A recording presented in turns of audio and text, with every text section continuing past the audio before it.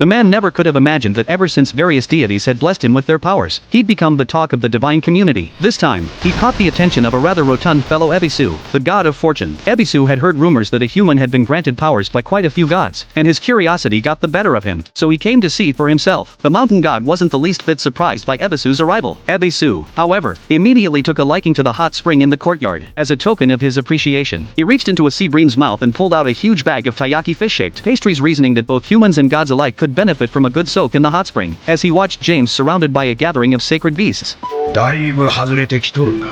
James didn't catch his meaning, and Ebisu didn't bother elaborating. The next morning, James set out to practice the sealing power, the ability bestowed upon him by Amaterasu, the sun goddess. But when he tried to contain his exorcism energy, it overflowed and spiraled out of control. The mountain god stepped in and pointed out that finding the right method to channel one's own power was absolutely essential. To demonstrate, the mountain god channeled his divine power through his eyes. In an instant, cherry blossom trees materialized out of thin air and burst into full bloom across the courtyard. After releasing that surge of power, the mountain god shrank down in size once again. He explained to James that everyone has their own ideal medium for casting. There's no need to follow someone else's approach. James recalled that Amaterasu had said something similar, that he could channel his exorcism power through writing. Maybe paper could serve as the medium for his sealing power too. To help James train more effectively, the mountain god had him up bright and early the next morning, heading up the mountain with the divine attendants to dig for bamboo shoots. James couldn't see what any of this had to do with training and figured the mountain god was just being his usual food-obsessed self. Led by the attendants, James tracked down a good number of bamboo shoots poking up from the ground, but before he could even break out a shovel, a black bear came charging out of nowhere. James stumbled backward in a panic, convinced he was about to become the bear's breakfast.